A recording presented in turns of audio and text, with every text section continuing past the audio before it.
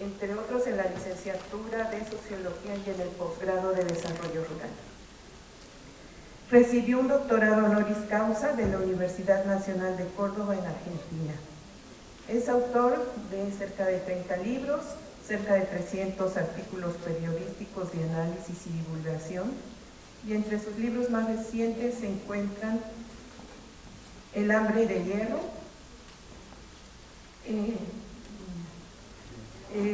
perdón, me voy a tener que poner mis lentes. Campesinos, aproximaciones a los campesinos de un continente colonizado, Tomarse la libertad, la dialéctica en cuestión, el capital en su laberinto, la renta de la tierra, de la renta de la tierra a la renta de la vida. Nada más por esos títulos pueden tener una idea quién es el doctor Armando Bartra.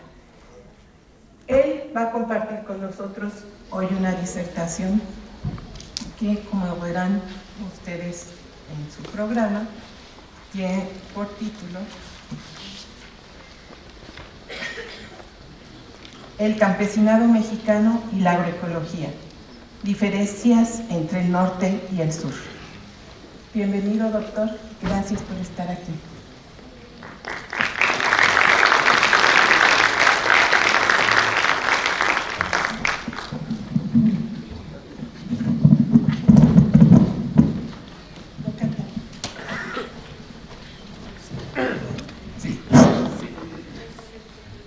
Bien, muy buenos días.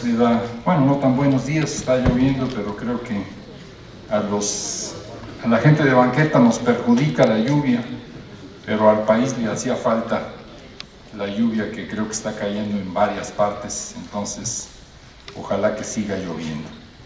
Me da gusto estar aquí en Chapingo una vez más y me da gusto estar hablando de temas de agroecología. Para entrar de una vez en materia, una pequeña anécdota. Hace unos días estábamos realizando de nuevo un festejo por el Día del Maíz. Estaba yo precisamente en el Zócalo de la ciudad, en la plaza mayor de nuestra ciudad, conmemorando a este grano. Y en una brevísima intervención que me tocó hacer dije lo siguiente, dije que me parecía muy importante celebrar al maíz, que me parecía muy importante exaltar este cereal, pero que en realidad debiéramos exaltar y celebrar a la milpa y no al maíz únicamente, no al maíz como una especie, sino a un sistema, a un agroecosistema como es la milpa. Y de esto voy a hablar, de maíz y milpa, sobre todo de milpa. Y voy a hablar de milpa no únicamente como un paradigma, creo yo, agroecológico, en términos de una verdadera sustentabilidad, sino también como un paradigma de organización social. Pienso que podemos pensar en la milpa como un modelo, no únicamente para la agricultura, sino también para otras actividades. Y de esto, primero reivindicar la milpa frente al maíz y luego hablar un poco más de la milpa como paradigma, es de lo que me voy a ocupar hoy en la mañana. Empiezo con una confrontación entre el maíz y la milpa. Con su rubia cabellera al viento, el maíz se yergue altivo sobre las seductoras redondeces de la calabaza, sobre los estrechos abrazos del frijol trepador, sobre los ardores del picante, sobre la extrema modestia de los casi invisibles quelites. Es que este grano es una suerte de machín vegetal, es que este grano es un falócrata, ahí en medio de la milpa. No es así. Lo que sucede es que sin la bulliciosa compañía de sus compadres y comadres de la milpa, el esbelto cereal simplemente no se halla, no está en su sitio. Atendamos pues a la milpa, a esta amplia familia vegetal que es la milpa, y no solo a aquel que provisionalmente la representa. Hablemos de milpa, celebremos a la milpa y no al maíz, y no solo al maíz. La reducción de lo complejo a lo simple, la búsqueda obsesiva de la partícula elemental, la absolutización forense de la descomposición y del análisis como recursos metodológicos son parte de un paradigma por mucho tiempo dominante en muchas disciplinas científicas. Un enfoque que sin duda tiene poderosos antecedentes, pero que devino hegemónico en la destazadora cultura occidental moderna. En este marco se ubica la identificación y fijación de las jerarquías patriarcales, con frecuencia realmente existentes pero hipostasiadas, que encontramos en la zoología, en la sociología, en la historiografía, en la ciencia política, en la psicología. Un paternalismo que por su condición arquetípica está presente en casi todas las culturas, siempre proclives a estructurar los sistemas diversos, los sistemas de sutiles interdependencias en torno a un centro, en torno a un rector, en torno a un jefe, en torno a un padre. Hoy sabemos que los órdenes complejos no tienen por qué girar en torno a un pivote, pero aún así seguimos buscando el gran principio ordenador, seguimos buscando al padre. Esto sucede incluso en la agronomía, cuando a siembras sofisticadas como la milpa se les endosa un centro que presuntamente las organiza, se les endosa un comandante vegetal cuyo protagonismo simbólico acaba por opacar la entreverada y antijerárquica diversidad propia de este cultivo, de este policultivo. No porque tenga mayor talla, no por su esbelto porte. El maíz es más que el frijol, el maíz es más que la calabaza, el maíz es más que el chile, más que el chayote, más que las verdolagas. De modo que decir que los mesoamericanos somos hombres de maíz es incurrir en un cierto machismo, en una aproximación falócrata a la variopinta siembra que es la milpa. Digamos más bien que los mesoamericanos somos gente de milpa o somos pueblos de milpa. Sabido es que desde tiempos inmemoriales el maíz se siembra entreverado con otras muchas plantas. Y también es notorio que la alimentación de los antiguos mexicanos era variada, diversidad que provenía de la milpa, de la recolección, de la caza, de la pesca. El maíz era importante, muy importante, pero no estaba solo, ni en la parcela, ni en la cocina. Sin embargo, también es constatable que su relevancia como símbolo fue grande. Sin embargo, cabe preguntarse qué tanto énfasis ponía una cultura milpera, como lo fue la azteca, por ejemplo, en el protagonismo simbólico del maíz. Una prevalencia que sin duda después de la conquista y sobre todo en tiempos más recientes se ha subrayado mucho, a mi juicio se ha subrayado excesivamente. Algunos hemos argumentado que a diferencia de los cereales de clima templado, que son monocultivos y que se siembran al voleo, el maíz y los ecosistemas en que prospera convocan a un tipo de siembra plural y entreverada que no se maneja como las plantaciones, sino como los jardines. Más que a la especialización, el maíz es proclive a los agrosistemas diversos y complejos. El maíz pide milpa, y quienes lo domesticaron a la par de otras muchas plantas y algunos animales eran conscientes de ello. Así las cosas, nuestra insistencia en personalizar en el cereal una cultura agrícola multicolor y sofisticada no será en realidad en el fondo un revelador lapsus occidental y moderno por el que pretendemos ver en el maíz lo que para otras culturas es, por ejemplo, el trigo, que por cierto tampoco era el alimento único, pero sí una siembra especializada. No, la analogía es impertinente en este caso, porque los trigales no son milpas. No es cosa nuestra, dirán algunos, los apologistas del maíz, olvidándose de la milpa, dado que los antiguos ya habían hecho del maíz una prima donna, y hay de ello múltiples testimonios. ¿Será que los aztecas ya eran maicistas o será que somos nosotros los que tendemos a personalizar demasiado en el maíz lo que en realidad es la milpa? Y ante la duda me fui a las fuentes.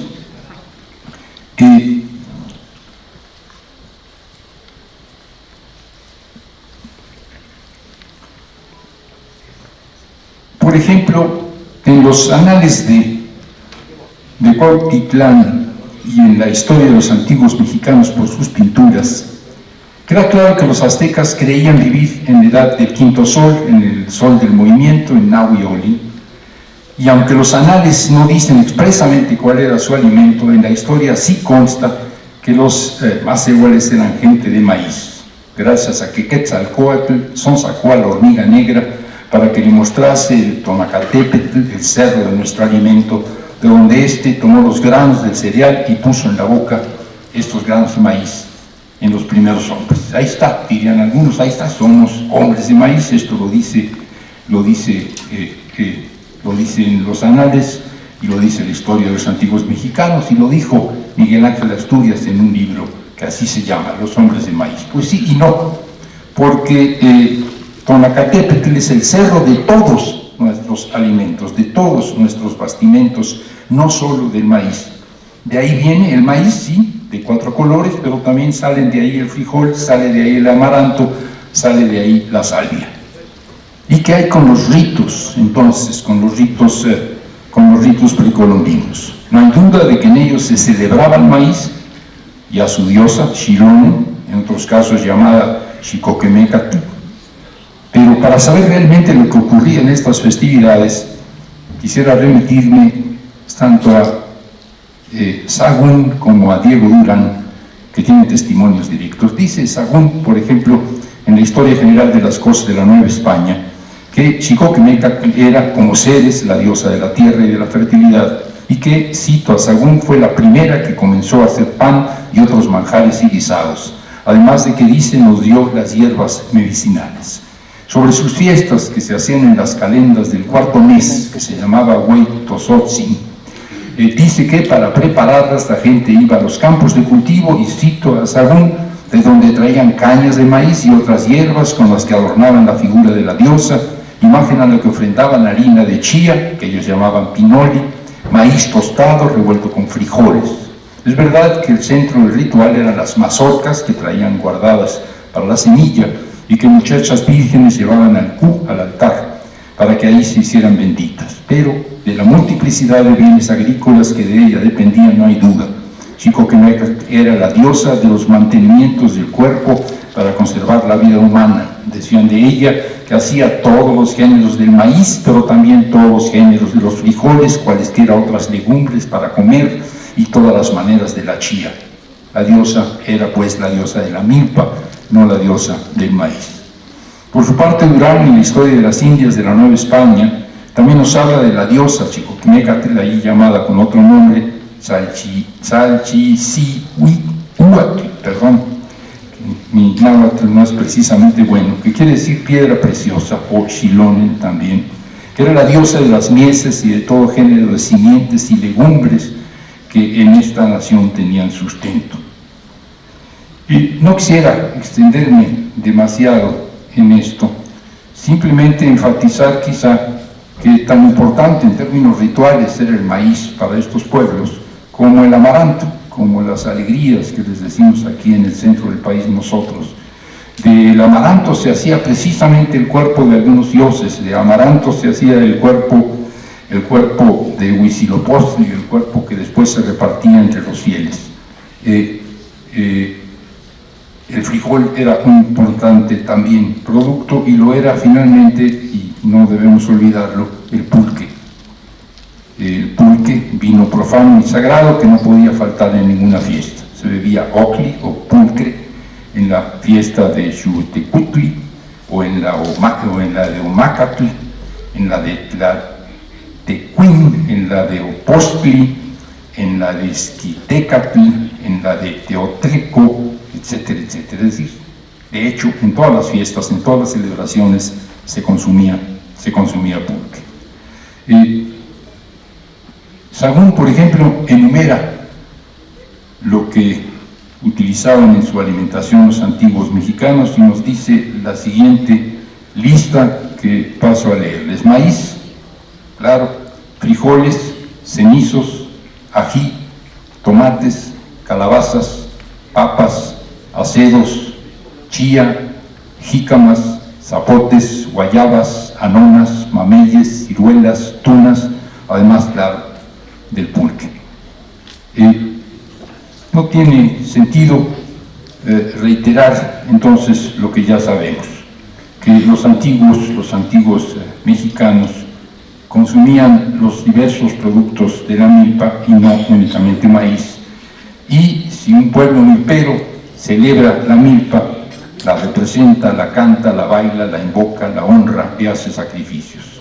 Y es que, no cabe duda, la milpa era parte central del mundo simbólico de los antiguos mesoamericanos. Ahí estaba el maíz, claro, pero siempre acompañado, que no son menos que el maíz, el amaranto, el frijol, el chile, la calabaza, la chía, el pulque. La lección es que la virtud y la felicidad están en la buena compañía, están en el bullicio polifónico, la exaltación de las individualidades preponderantes, la exaltación de la uniformidad, del monólogo es occidental y moderna. No le atribuyamos al maíz un protagonismo excluyente que no tenía incluso entre los pueblos americanos. Hagamos milpa y no simplemente sembremos maíz. En Latinoamérica los vientos empiezan a soplar de nuevo a nuestro favor. Y es que desde hace casi un año tenemos en nuestro país un gobierno de izquierda, lo que junto con la apabullante derrota del gobierno neoliberal de Macri en Argentina, junto al acoso en que los pueblos tienen sometidos a Bolsonaro en Brasil y a Moreno en Ecuador, a lo que hay que añadir la previsible continuidad de los gobiernos de izquierda en Uruguay y Bolivia, dan cuenta de que después de un corto repliegue la izquierda está regresando al subcontinente. ¿Qué tiene esto que ver con lo que vengo a decirles hoy aquí? Pues simplemente que esta segunda oleada del ciclo emancipatorio latinoamericano, igual que la primera oleada, tiene un notable protagonismo campesino, sobre todo en la zona andino-amazónica. Los campesinos son actores sociales de estas transformaciones en el cono sur, pero también son actores productivos en la perspectiva de la seguridad y soberanía alimentaria. Y este renovado protagonismo campesino se inscribe en un curso de transformaciones cuyos viejos patrones desarrollistas están en crisis, de modo que la vía campesina no podrá agarrar vuelo en el subcontinente sin desplegar nuevos modelos, nuevos paradigmas. En la mayor parte de América Latina hay importantes transformaciones socioeconómicas en marcha y por lo general estas se ubican en países con extensos sectores social y económicamente marginados, a los que no será posible integrar con equidad sin algún tipo de crecimiento económico. Esto actualiza los grandes temas del desarrollo, pero en el contexto de una crítica radical al concepto de desarrollo o particularmente al concepto de desarrollismo. El desarrollo como la vía que deberían seguir los pueblos atrasados en su marcha al progreso y a la modernidad enfrenta el mismo descrédito que la propia modernidad. Pero si el desarrollo ya no es creíble como el proyecto que dota de sentido progresivo a nuestra historia, una parte de sus conceptos, de sus métodos, de sus procedimientos sigue siendo imprescindible. Cuando las cuestiones que nos interpelan son civilizatorias, cuando es el sentido de la historia, el de cómo vincular el pasado con el futuro, cómo vincular el mito con la utopía, cómo armonizar la relación entre los hombres y con la naturaleza, cuando se vislumbran futuros posapocalípticos inspirados en paradigmas premodernos como el buen vivir.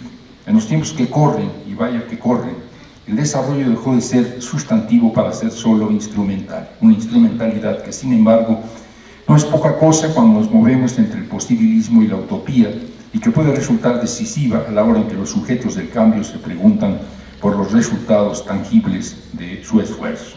Tomemos, por ejemplo, la nueva perspectiva histórica que se muestra, que se dramatiza en la refundación de Ecuador o de Bolivia como estados plurinacionales, cuyo proyecto es el buen vivir, y donde son protagónicos los movimientos sociales campesinos y donde la Constitución reconoce los derechos de la naturaleza, un rumbo y objetivos inéditos que, sin embargo, para fines de planeación estatal encajan en un modelo y suponen vastos planes de ingeniería social, es decir, algún tipo de desarrollo. No el viejo modelo de los desarrollistas, sino neodesarrollo o postdesarrollo, donde los necesarios cálculos de factibilidad, rutas críticas y planes constructivos no suplanten a los actores, donde la economía se tenga presente pero no se imponga sobre la sociedad, donde las cosas no se monten sobre los hombres. Los nuevos paradigmas que necesitamos en América Latina, y México se ha incorporado a este ciclo emancipatorio latinoamericano, y en particular los que tienen que ver con la relación entre industria, agricultura, campo, ciudad, no vendrán del socialismo real, que estatizó la agricultura de alto potencial, dejando las tierras y cultivos marginales a los pequeños productores y a las cooperativas, pero tampoco vendrá del capitalismo cuya irrealizable utopía consiste en deshacerse de los campesinos, industrializar la agricultura y suprimir de una vez por todas el condicionamiento natural de la producción en el campo. Si la racionalidad mercantil capitalista, presidida por el valor de cambio y sintetizada en la fórmula dinero, mercancía, dinero incrementado, no resuelve la crisis de escasez, sino que la agrava, habrá que reducir la racionalidad socioambiental del valor de uso. Una racionalidad que dentro del ámbito de un mercantilismo restringido podría resumirse en la fórmula mercancía, dinero, mercancía. Una lógica esta no puramente económica, sino de cooperación, dado que no es la acumulación lo que le da sentido, como sucede en la fórmula dinero, mercancía, dinero incrementado. De ahí que dado que ni el capitalismo ni el socialismo tienen la fórmula virtuosa, tendremos que buscar inspiración en otra cosa. Tendremos que buscar quizá inspiración en los agricultores familiares y sus comunidades. Lo que nos lleva a regresar al viejo tema de la racionalidad con que trabajan los campesinos modernos en quienes queremos inspirarnos. Una lógica socioeconómica que ha incorporado el desdoblamiento, valor de uso, valor de cambio, pero no la inversión por la que el valor de cambio se impone sobre el valor de uso.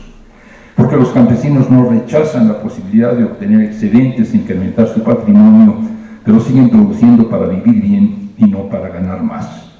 El problema es que los que se llaman a sí mismos campesinos son muy diversos. Y si hay un elemento unificador de la pluralidad de los campesinos, este no es un conjunto fijo de características sintetizables en una definición, sino un sistema de valores y una racionalidad que remiten no a lo estructurado, sino al sujeto estructurador, no a una mecánica, sino a una teleología, no a un entramado analizable, sino a un curso dialéctico aprensible por empatía. Chayanov, por ejemplo, nos hablaba de bienestar, en el mundo andino nos hablan de buen vivir. Siempre más o menos comunitario. Entre los campesinos es un esfuerzo, es un trabajo material y simbólico en el que se producen bienes y se producen significados. Pero en su dimensión estrictamente socioeconómica, esta racionalidad campesina puede abstraerse y representarse en un modelo, en una construcción conceptual capaz de dar razón del comportamiento de las familias campesinas en tanto que unidades celulares de producción y consumo. La clave de esta racionalidad y su diferencia específica con la lógica emparejadora propia del capitalismo está en la diversidad articulada y virtuosa que caracteriza la vida de los campesinos y de sus comunidades. Una pluralidad dinámica, cambiante, origen de la plasticidad y oportunismo que explican su transcivilizatoria capacidad de sobrevivir a los peores percances y catástrofes, tanto económicos como ambientales. Pero dado que el tema que hoy nos ocupa es el desarrollo rural comunitario, la aproximación al paradigma campesino no tiene fines explicativos sino prescriptivos. Se trata de encontrar inspiración para diseñar modelos de desarrollo afines a los nuevos proyectos civilizatorios. Y un primer paso en el camino de la extrapolación pertinente es explorar la manera en que ciertas organizaciones campesinas de carácter regional escalan los modelos propios de las familias y comunidades de sus socios. La estrategia polifónica o poliactiva vale para los individuos desprofesionalizados, para las familias pluriactivas, para la sinérgica pluralidad de las comunidades, pero también para ciertos colectivos supracomunitarios, formas asociativas no tradicionales que sin embargo adoptan los usos y costumbres de las familias o de las comunidades que las componen. Algunos piensan que las organizaciones campesinas modernas debieran buscar su modelo en las figuras propias de la sociedad capitalista, que las organizaciones campesinas modernas debieran adoptar o la forma del sindicato para impulsar su lucha reivindicativa o la forma de la empresa para encarnar los retos de la producción y del consumo. No es así, y hay experiencias que lo documentan. Para seguir con la referencia a los ejemplares procesos andino-amazónicos, podríamos ver cómo en algunas comunidades de de Bolivia, como en algunas comunidades de Ecuador, se está operando de otra manera, se está operando con otro modelo.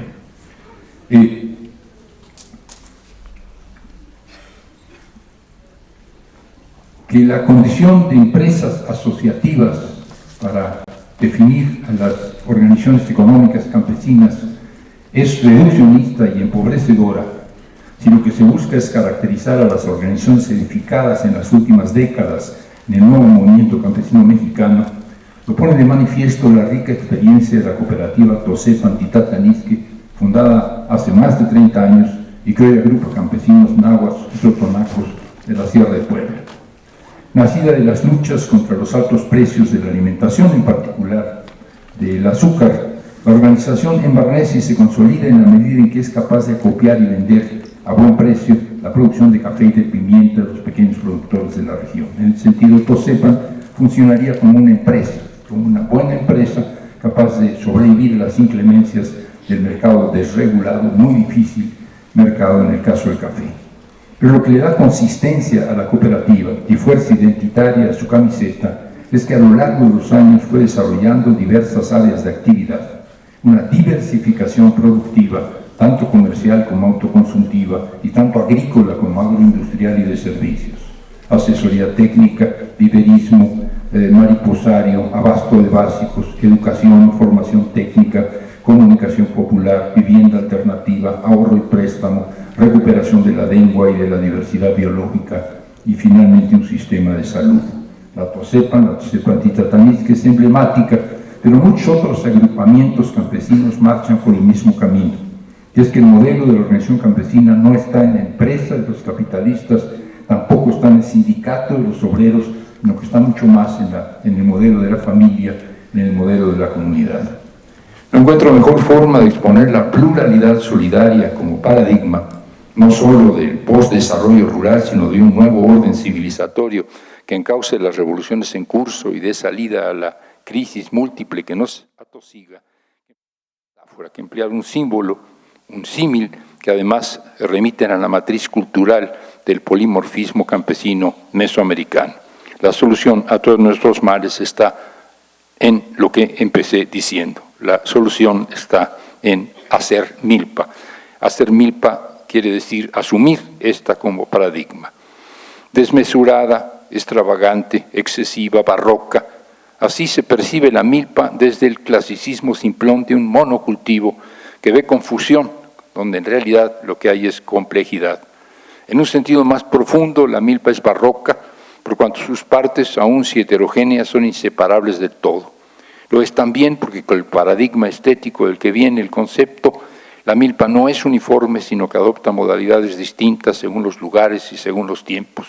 Y como el barroco latinoamericano, la milpa es sincrética, contaminada, híbrida, un agroecosistema mestizo al que se le fueron incorporando especies y prácticas agrícolas de diferentes orígenes. No es casual que en nuestro barroco estético, arquitectónico, plástico, haya florecido en los Andes y en Mesoamérica, regiones que fueron cuna de grandes culturas milperas. Lejos de agotarse en las proverbiales mazorcas, un texto clásico como el Popol Vuh nos habla de una infinidad de granos, hortalizas, frutas, insectos, porque los mesoamericanos no sembramos maíz, los mesoamericanos hacemos milpa. Y son cosas distintas, pues el maíz es una planta y la milpa es un modo de vida. La milpa es matriz de la civilización mesoamericana.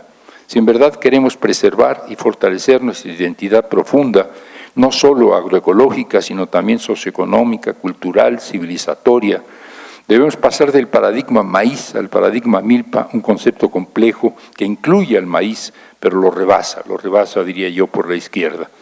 Porque maíz, dicho así, nada más es monotonía, mientras que la milpa es diversidad. En la milpa el maíz, el frijol, la calabaza, el chile, el chayote, el tomatillo, los quelites, los árboles frutales, el nopal, los magueyes, las bestezuelas del campo, se hacen compañía. A diferencia de los uniformes maizales, las milpas son abigarrados policultivos. El maíz es uno, la milpa es muchos, el maíz discursea, la milpa dialoga, el maíz es autárquico, la milpa solidaria, el maíz es monocorde, la milpa polifónica, el maíz es singular, la milpa es plural. Los maizales son disciplinados como desfiles militares, las milpas son jacarandosas y desfajadas como los carnavales. El maíz se siembra, la milpa se hace.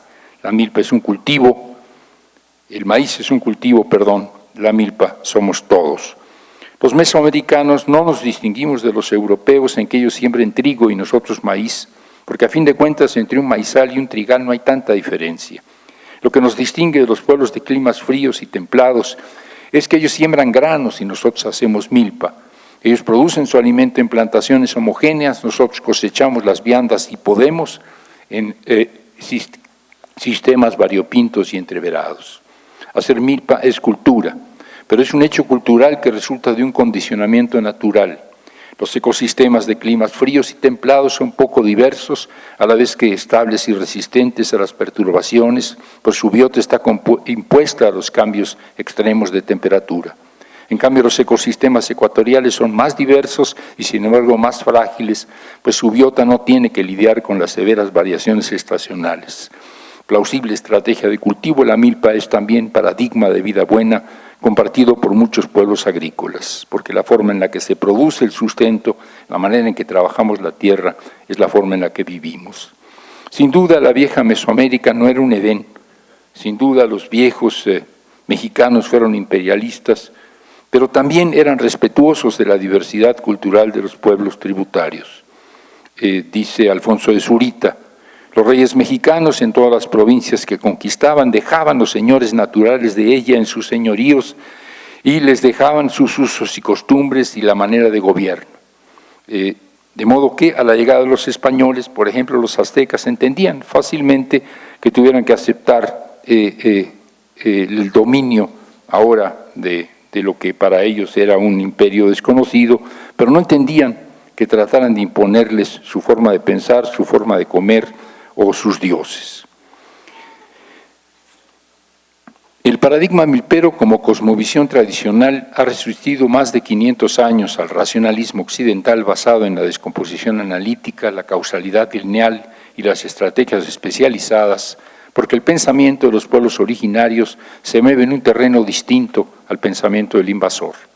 Mientras que el racionalismo positivista es un discurso científico que se transmite a través de abstracciones, la cosmovisión profunda es mito y es rito, es discurso alterno y práctica otra que se producen y reproducen con base en la experiencia cotidiana y la labor productiva.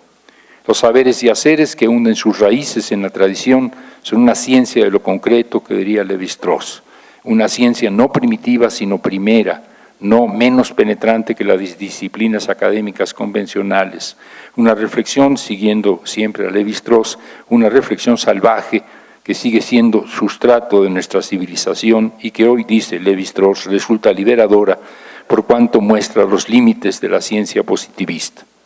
Los ecosistemas sutiles de la diversidad abigarrada en frágil equilibrio son nuestro destino, son nuestra fatalidad natural. Hagamos pues de estos ecosistemas nuestro patrimonio, nuestra virtud, nuestra ventaja, nuestro orgullo. No demos la espalda al nicho ecológico que nos es propio. No traicionemos nuestra condición equinoccial dejándonos llevar por los vertiginosos cultivos del norte. No nos dejemos seducir por las rudas tecnologías que arrasan con nuestra biosfera, con nuestros suelos, con nuestros sistemas hídricos, con nuestras culturas. Honremos nuestra diversidad de suelos, topografías, climas, paisajes y ecosistemas. Cultivemos nuestra riqueza cultural, lingüística, culinaria, espirituosa, musical, festiva, indumentaria. Hagamos de México no un monótono maizal como los del agronegocio del noroeste, sino una milpa multicolor, un mosaico de aprovechamientos diversos, pero entreverados, combinados, complementarios, un polícromo mural de paisajes agroecológicos, pero también industriales y de servicios, puesto que el modelo milpero no vale solo para la agricultura, sino para la vida toda, porque antes que escuchar las señales del mercado, que también hay que escucharlas, hay que atender las señales de la naturaleza. La fuerza de la milpa no está en la productividad del maíz o en la productividad del frijol o en la productividad de la calabaza o del chile o del tomatillo medidas por separado. Su virtud está en la sinérgica armonía del conjunto. Su eficacia no le viene de las partes, sino de su entrevero, de su abigarrada y sutil simbiosis. Fuerza de lo diverso, solidario, que es recurso de primera necesidad en tiempos de cambio climático antropogénico. Años turbulentos en que lo único seguro es la incertidumbre. Y cuando la creciente incertidumbre medioambiental se asocia con la cada vez mayor incertidumbre económica, la única estrategia viable es atender la sabiduría popular que recomienda no poner todos los huevos en la misma canasta, que recomienda apostar a la diversidad complementaria, a la diversidad entreverada. Por si fuera poco, la milpa es también un concepto anticapitalista. Capitalismo es sinónimo de especialización, capitalismo es sinónimo de homogeneidad. La separación del campo y la ciudad, así como de la industria y la agricultura, en un mundo donde lo urbano vampiriza lo rural, es paradigma de un modo de producir y de consumir sometido al mercado y movido por la ganancia, donde la consigna es productividad a toda costa, intensificación industrial que demanda tecnologías estandarizadas, siempre en vertiginosa renovación. El campo, en cambio, es residencia de la diversidad natural, de la diversidad social, y siempre se ha resistido al uniformador modelo de la agricultura industrial. El monocultivo tuvo cierto éxito en las grandes planicies templadas y fácilmente mecanizables, pero el problema se presenta cuando el paradigma norteño irrumpe en regiones como Mesoamérica, donde la poca fluctuación climática propicia una gran diversidad ecosistémica, de modo que la especialización extrema resulta no solo difícil de imponer, sino insostenible y suicida. Los usos y costumbres del capitalismo se mueven del frío al calor. A los mesoamericanos estas formas de trabajar, de producir y de vivir nos llegaron del norte. No es casual que en los climas templados, donde la naturaleza aguanta más o resiste menos o resiente menos el trato brusco y las intervenciones desconsideradas, haya nacido y embarnecido el mercantilismo absoluto, haya nacido y embarnecido el capitalismo. Pero en el trópico, el avasallante y emparejador modelo de la agricultura industrial resulta literalmente contra natura. Nuestra vocación agroecológica son los aprovechamientos múltiples, biodiversos, tecnológicamente plurales, de manejo holista. Es nuestra vocación natural y socioeconómica la integración armónica del campo y la ciudad, la articulación virtuosa de la agricultura y la industria. Por temperamento y por cultura se nos da la policromía societaria, la pluralidad solidaria. En el trópico la gente risueña, cantadora, fiestera, desfajada, libertaria, imaginativa, la gente es soñadora. Pero todo esto que somos por inclinación y por naturaleza es mal visto por un capitalismo mandón, rígido, disciplinado, racional, que al sueño contrapone una vigilia perpetua. Entonces, y con esto termino, hay que resistir al capitalismo que nos llegó del frío, hay que pararlo antes de que sea tarde, pero resistir no basta, hace falta también paradigmas, modelos de repuesto. Y en Mesoamérica, en nuestra América, el más inspirador, el más sugerente, el más poderoso, el más visionario es el paradigma de la milpa. Gracias.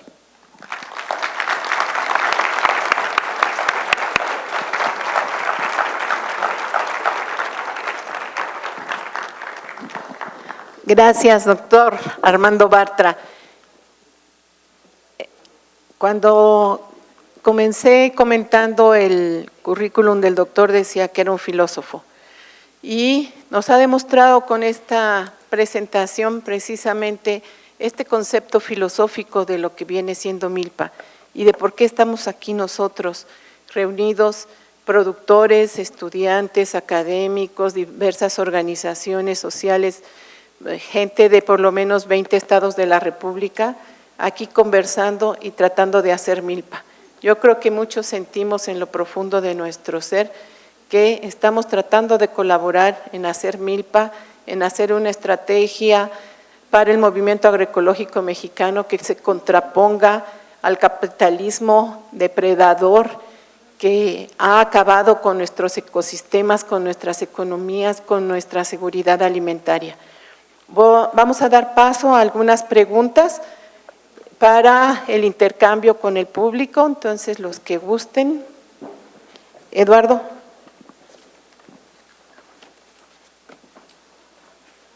Si se acercan, por favor.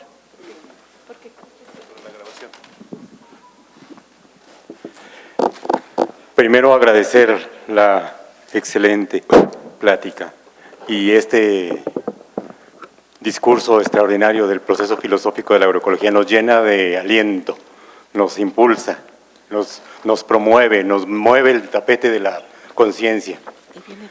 Estamos en el norte, en Torreón, estamos en la frontera del proceso civilizatorio capitalista, lo entendemos en este momento así.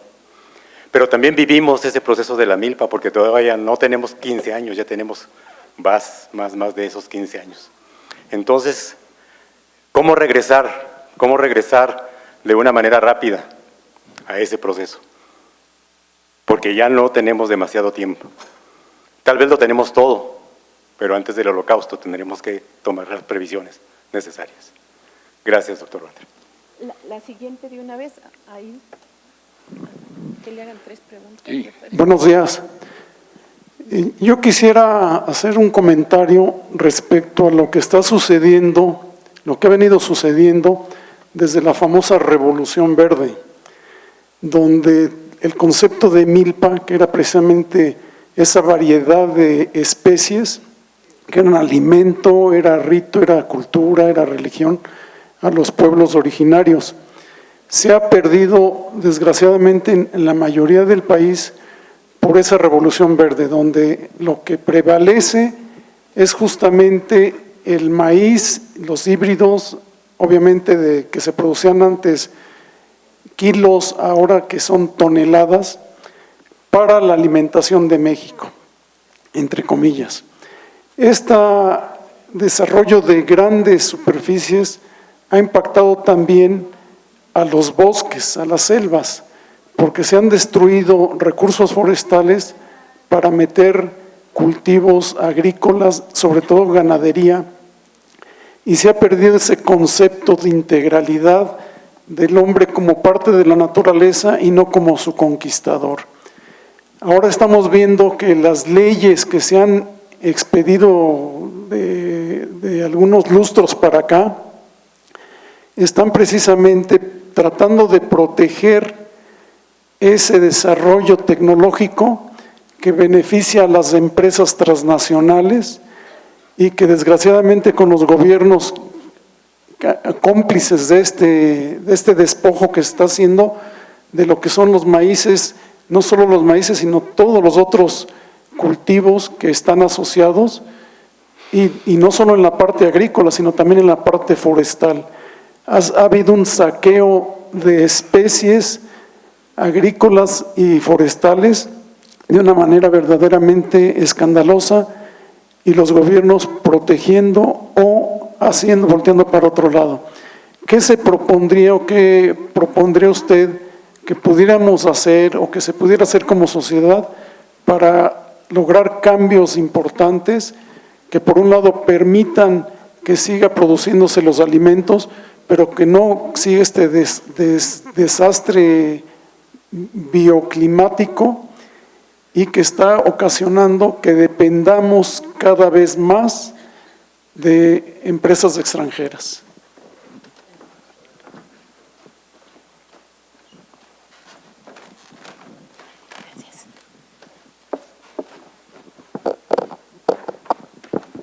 Creo que tenía pero bueno. Bien, pues respondemos rápidamente estas 2 preguntas. Primero, me da mucha pena que la primera pregunta venga de un compañero que viene del norte, que viene de Torreón, porque he platicado con muchos amigos de Chihuahua, amigos de Coahuila, amigos y me dicen, la milpa es un concepto mesoamericano, es un concepto que funciona para México, diríamos, de la cintura para abajo, también Centroamérica, también partes del Cono Sur, sobre todo la parte andino-amazónica, pero en las llanuras del norte es otra cosa, la agricultura de los valles costeros de Sonora y Sinaloa no es milpera, etcétera, etcétera. Y yo reconozco efectivamente que si tomamos la milpa como un agroecocultivo, como un policultivo específico de Mesoamérica, no lo podemos replicar en condiciones agroecológicas diferentes. No dijiste eso, pero yo quisiera tomar como reto. No podemos copiar el modelo agroecológico, no podemos hacer milpa al modo en que se puede hacer en la Sierra Juárez de Oaxaca o el modo en que se puede hacer en otras zonas de tierras quebradas donde se nos impone más o menos un modelito así. Tenemos que aprender también a trabajar en los ecosistemas diversos de manera diversa. Lo que podemos tomar, y eso sí creo que es válido perfectamente para quien tenga una perspectiva más bien norteña y no mesoamericana, más bien Aridoamérica y no Mesoamérica, es el modelo, es el concepto, no la receta. No podemos, de verdad que no podemos hacer milpa en donde, por ejemplo, para poder sembrar necesitamos agua de riego. Lo que sí podemos es no poner todos los huevos en la misma canasta. Lo que sí podemos es no pensar solo en un monocultivo, sino, por ejemplo, y es un modo de hacer milpa, la rotación de cultivos, que permite, si combinamos un cereal con una leguminosa, estar reponiendo de algún modo el nitrógeno a los suelos que el cereal está retirando y las leguminosas estarían fijando. Podemos desarrollar actividades diversas y complementarias en el espacio y en el tiempo. La milpa es precisamente esto, una combinación de actividades en el espacio y en el tiempo, no solo en el espacio, no es solo múltiples plantas que están conviviendo en una misma parcela, sino son actividades sucesivas en el orden del tiempo que están generando ingresos a lo largo del año, que no concentran la fuerza de trabajo, es decir, es un manejo holista, pues, del entorno. Creo que la milpa nos da un ejemplo de un manejo holista del entorno. No podemos hacer milpa igual que se hace en Mesoamérica, en Aridoamérica, pero sí seguir el mismo modelo, sí seguir el mismo concepto. Y la idea de las revoluciones verdes es algo que hoy lo sabemos, es absolutamente insostenible. Tuvieron un momento, digamos que de esplendor, un momento en que los incrementos de los rendimientos físicos, de los rendimientos técnicos, con incrementos en los costos, pero no proporcionales, parecía pues luminoso, ¿no? El tiempo de la abundancia de los granos, el tiempo del derroche, pues, en estos términos, que se ha agotado y se ha terminado de manera catastrófica. Hoy tenemos una situación de crisis, severa crisis de pérdida de fertilidad de los suelos, de contaminación de los suelos, de contaminación de las aguas, y ahora un cambio climático que coloca a todas estas zonas de agricultura tecnificada y moderna en un contexto de crisis hídrica, en un contexto de estrés hídrico, de sequías, que nos van a, no sé cómo nos va a ir este año en términos de la agricultura, pero nos va a ir de la patada, no está lloviendo, aquí está lloviendo ahorita y nos quejamos porque nos costó mucho trabajo llegar aquí a Chapingo, pero en el país no está lloviendo adecuadamente, las presas no se van a llenar, en donde dependen de las aguas de lluvia, parece ser que las lluvias además fueron extemporáneas, está lloviendo tarde, o sea, tenemos un problema serio con el cambio climático y este cambio climático incide sobre un modelo agroecológico, sobre un modelo de producción de un paquete intensivo y estamos entonces en el desastre. No podemos seguir pensando en que hay que desmontar la frontera agrícola, para nosotros terminó desde hace mucho rato, no podemos desmontar ni para la agricultura ni tampoco para la ganadería, estableciendo potreros donde el suelo no soporta estos potreros. Tenemos que restablecer de alguna manera los árboles en donde los hemos quitado. No podemos aplanar todas las tierras tienen una capa arable que hay que respetar, no podemos estar pensando en tierras planas en todos los casos, no podemos irrigar a toda costa, no podemos irrigar en donde estamos sacando agua ya de mantos freáticos muy profundos, en donde además ya empieza a haber tóxicos, aparte del costo que implica la energía para extraerla. No podemos seguir pensando en que hay que limpiar de toda diversidad, que hay que acabar con la vida para sembrar una sola planta, es decir, que hay que utilizar de manera absurda los herbicidas, no podemos estar dependiendo de semillas mejoradas. Sí, claro está, pues el maíz es una semilla mejorada, los campesinos están mejorando permanentemente sus semillas de maíz, las están intercambiando.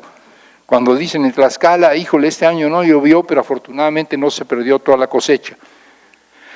Quedó poquito de la cosecha y con esa poquita cosecha que nos quedó tenemos para sembrar el año que entra. Y esta es la ventaja, no se perdió todo, pero es una doble ventaja, porque no solo no se perdió todo y tenemos con qué sembrar, sino que las semillas que sobrevivieron a la sequía son resistentes a la sequía, y si vuelve a haber una sequía van a aguantar más. Y las que queden, esas las vamos a volver a sembrar y estas van a ser más resistentes a la sequía. Lo que están haciendo es mejorando las semillas, y eso lo podemos seguir haciendo, pero no las semillas mejoradas de fábrica únicamente, porque en el caso de los híbridos, creo que el problema lo conocen los campesinos, genera una dependencia respecto de la compra anual de las semillas, que no es deseable y que no es sostenible, y en el caso de los transgénicos el problema es mucho más grave y no voy a insistir en él. Tampoco podemos estar atenidos a los pesticidas, a los agrotóxicos. Cambiar el modelo es cambiar el modelo. Yo sí quisiera decir, sin embargo, que necesitamos pensar en una agricultura que combine la producción, digamos, de las zonas campesinas, de a veces milpas con pendiente, que hay que evitar la erosión excesiva, buscando sembrar también árboles frutales, de modo que el suelo no se nos pierda por erosión hídrica o eólica, como sucede en la milpa tradicional cuando se va a los cerros. Tenemos que pensar en la agricultura mediana de las tierras de buen temporal, que tienen buenos rendimientos de maíz y que son claramente excedentarios, de temporal, buen temporal, y tenemos que seguir pensando en el maíz de riego de las zonas del noroeste. Si hoy eliminamos la agricultura empresarial del noroeste, no hay tortillas. El 30 o 25% del maíz blanco viene de ahí en este momento. Lo que no podemos es seguirle apostando a una agricultura intensiva que llegó a los 15 toneladas por hectárea y podría llegar a los 20, pero los costos ya son absolutamente insostenibles. Necesitamos diversificar. Y esta diversificación a nivel nacional es el modelo de la milpa. Hagamos del país una milpa, no de cada siembra una milpa, porque es imposible. ¿Habrá plantaciones especializadas? Pues sí, habrá plantaciones especializadas, claro, ¿por qué no? Habrá otras diversificadas, sí, pero hagamos del país una milpa, pensemos en la diversidad de los agroecosistemas y aprovechemos cada uno de ellos con sus virtudes y con sus defectos. En donde llueve mucho, pero no hay tierras planas, aprovechemos las buenas lluvias. En donde llueve poco, pero hay tierras planas, veamos cómo le hacemos, pensemos al país entero como una milpa. Perdón porque 2 preguntas hicieron casi otra conferencia, pero bueno. ¿Alguna más? A lo mejor hasta nos oímos, hacía gritos, ¿no? No, nos vamos a tener que parar. Ok, parece que ya estamos en el tiempo. ¿Sí se vale? A ver, rapiditas, 2, yo te oigo.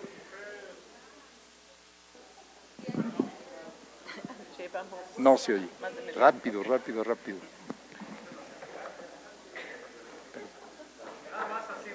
Sí. En este momento, ¿cuál es tu visión del conjunto de las políticas públicas que está impulsando el nuevo gobierno, la Cuarta Transformación, para el campo? ¿Están articuladas, desarticuladas o cómo las ves tú? Sí. Muy rápido el compañero, yo creo que lo esencial de la nueva política para el campo es correcta, se trata de garantizar la seguridad y la soberanía alimentaria y se trata de hacerlo apoyando a los campesinos y hay una serie de políticas que van orientadas a esto, en ese sentido me parece bien. Ahora, lo otro es que si están articuladas, no están articuladas en este momento, está cabrón, México ha padecido históricamente de la desarticulación de las instituciones públicas, de la desarticulación de las secretarías, no hay coordinación interinstitucional ni intrainstitucional a veces, las subsecretarías y las direcciones generales se llevan a patadas, esto no se resuelve de un día para otro. Hoy seguimos teniendo una Secretaría de Bienestar, una Secretaría de Desarrollo Rural y Agricultura, una Secretaría de Medio Ambiente, etcétera, que no están muy articuladas. Acabo de estar en una reunión hace 3 o 4 días en que hay un proyecto integrador, un proyecto en que entrarían los programas de apoyo a los jóvenes para que se capaciten, jóvenes construyendo el futuro, los programas de apoyo a la producción, o sea, producción para el bienestar, programas de carácter medioambiental, todos combinados. Esta es una articulación entre subsecretarios, directores generales y otro tipo de funcionarios. Si esto funciona, entonces creo que vamos bien. La orientación es correcta, la forma de operarla no es todavía la que yo estaría esperando. Lo dejamos ahí. Gracias. Perdón.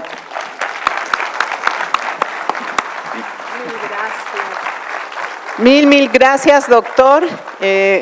Agradecemos su participación y vamos a implementar la siguiente conferencia.